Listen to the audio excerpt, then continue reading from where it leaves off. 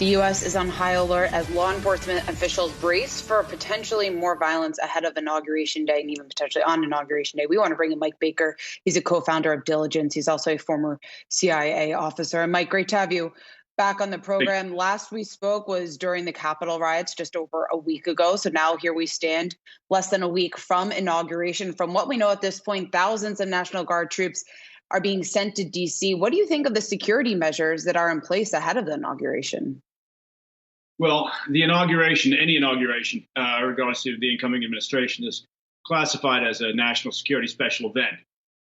And what that means is that allows more resources to flow into the security arrangements for something like this.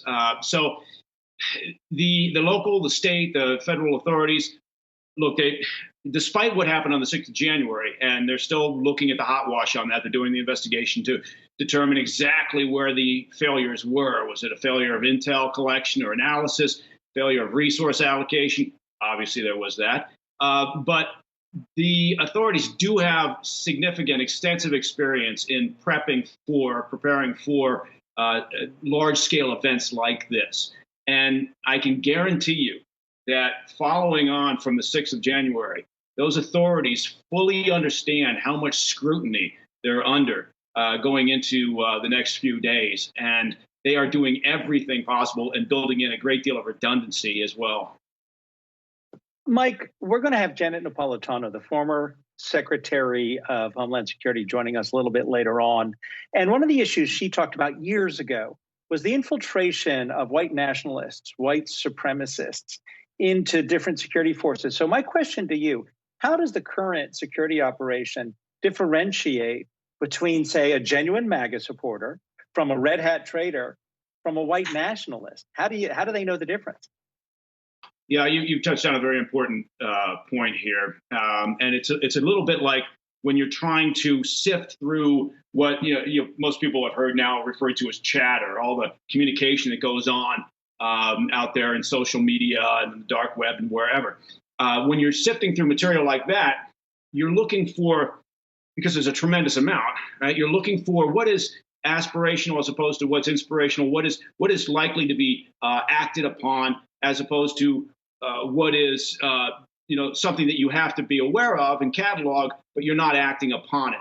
Part of the process, it's very labor intensive, and it involves just straight up investigative work to identify potential persons of concern, and then to profile them, to build a world of what is around them, their associates, their activities, and that's complex. But over the years, because this is not something new, right? I mean, we've been dealing with issues of political and domestic terrorism, violence for some time.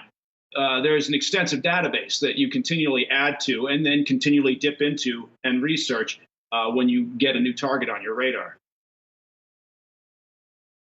Mike, we've seen the FBI and the DOJ over the last week charging some of the rioters who were inside the Capitol. Do you think this will deter future attacks?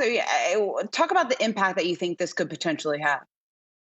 Yeah, I think there is a deterrent element. How much? It's a tough question. It's like how long's a piece of string. So you can't always assess that in a way that provides you with any hard and fast statistics. But I do believe that, look, they've made over 100 arrests. Now, it's horses for courses. They're not going to throw the criminal code, at every one of those arrests in the same fashion.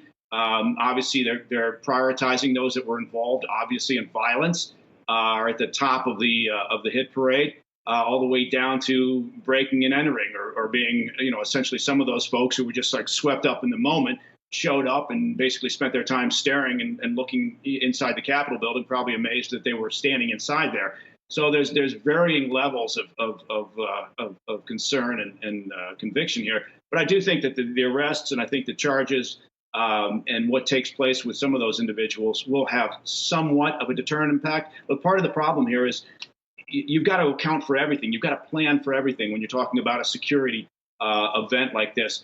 And so whether it's a fringe group or whether it's a lone wolf And those are obviously always of concern. They may not even be on your radar screen. Right. And then we still live in a day and age where you've got to worry about international terrorism concerns. Mike, very quickly, instead of asking you what worries you most going forward, what are you most optimistic about as we go toward the inauguration and security? Adam, that's a surprising question.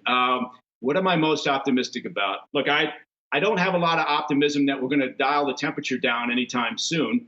I think that both sides are sitting in trenches. It's like World War I right now, and nobody's wandering into the middle ground. Nobody's occupying the center, where typically people talk, negotiate, compromise, listen at least to each other. I am optimistic that we'll get there. I'm optimistic that this is a very resilient republic that we live in.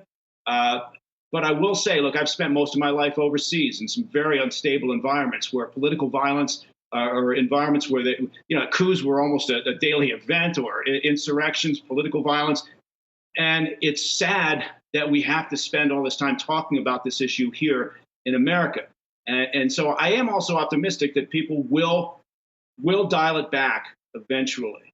Right? I think the vast majority of people just want to focus on their families, their lives. They don't every day want to wake up stressed about something like this. So I think we will calm it down at some point. We're going to have to. We got to walk the dog back.